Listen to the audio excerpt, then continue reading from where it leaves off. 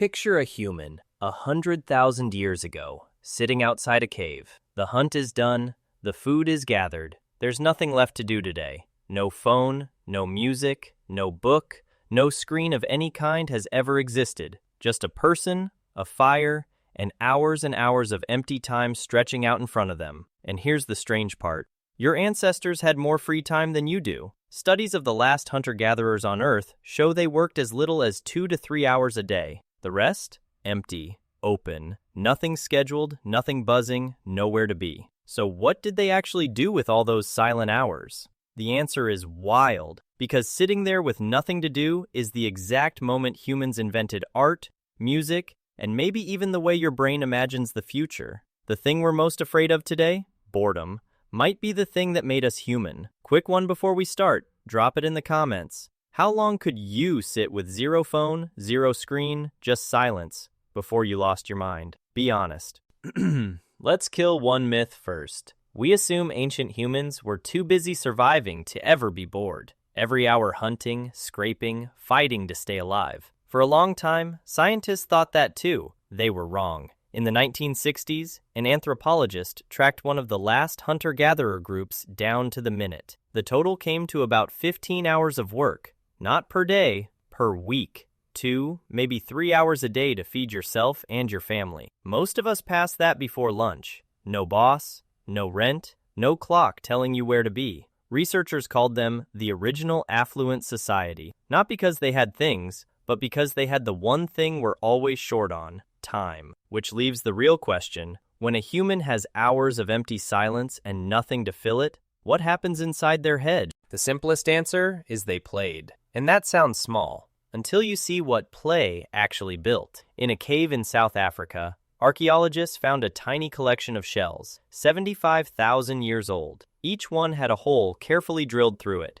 and each was stained with red color. They weren't tools, they weren't food, they were beads, jewelry. Someone, 75,000 years ago, sat down with nothing better to do and made themselves a necklace. That is the oldest known art object in human history. And here's the part that gets me. Drilling through a shell with a stone, no metal, no machine, would have taken hours, maybe days. They did it anyway, because the only other option was staring at a cave wall. Necessity didn't invent art, boredom did. And it didn't stop at jewelry. In a cave in Germany, researchers found something even stranger. A flute, carved from the wing bone of a vulture, with 5 finger holes drilled into it. 40,000 years old. Think about that. Before farming, before cities, before any civilization you'd recognize, someone sat down with a hollow bird bone and a free afternoon and invented music. Not because they needed it. Music doesn't feed you or protect you. They did it because the brain, left with nothing to process, starts making patterns,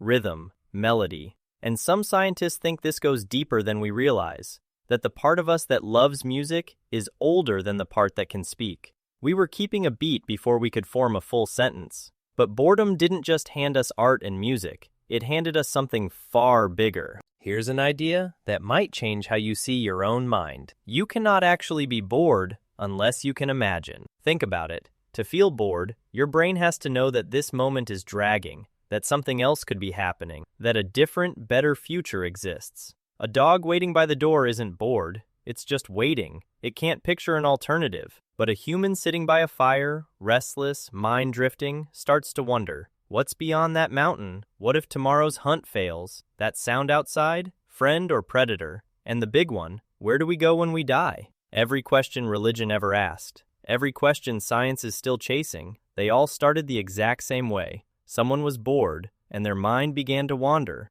And modern science found something that makes this even weirder. Genuine question for the comments. When was the last time you let your mind just wander, with nothing playing in the background? For most of us, it's been a while. I'd love to know. In a study, psychologists gave people the most mind-numbing task they could invent, copying numbers out of a phone book, and then tested their creativity right after. The bored group didn't do worse. They crushed everyone else. Why? Because when you starve the brain of input, it doesn't shut down. It turns inward and starts generating its own. There's a network in your brain, scientists call it the default mode network, and it only switches on when you're doing nothing. And that exact same network is responsible for creativity, self-reflection, and even empathy. The machinery that makes you you only powers up in the silence, which is why what we did next is so strange. Because there's one more thing humans did with all that empty time, and it might be the most important of all. They talked, not about hunting,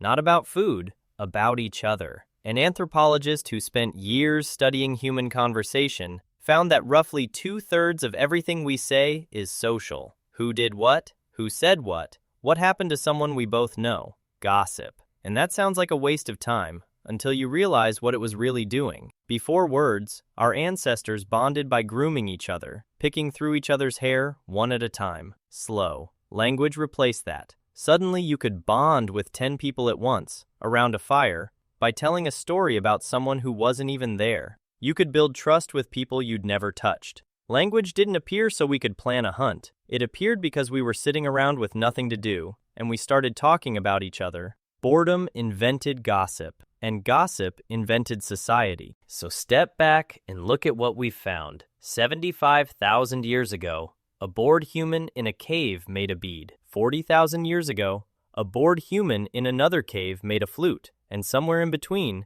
people sitting around fires with nothing to do started asking questions nobody could answer. About death, about the stars, about why anything is the way it is. Some of those questions became religion, some became science, some became art, and some of them became you. Lying awake at 2 a.m., phone on your chest, mind wandering for no reason at all. Here's the part nobody talks about. Modern psychology has a name for what happens when you erase boredom completely. When every empty second gets filled with a screen, they call it cognitive overload. We spent 300,000 years learning to turn silence into something. A bead, a song, an idea, a question. Then we built a device that makes sure we're never bored again, and we've been filling the silence ever since. So here's what stays with me. We treat boredom like a problem to be solved, something to swipe away the instant it shows up. But for almost all of human history, boredom wasn't the enemy. It was the doorway. It's where the art came from, the music, the question, the wondering. Everything that makes us more than just an animal getting through the day. And honestly,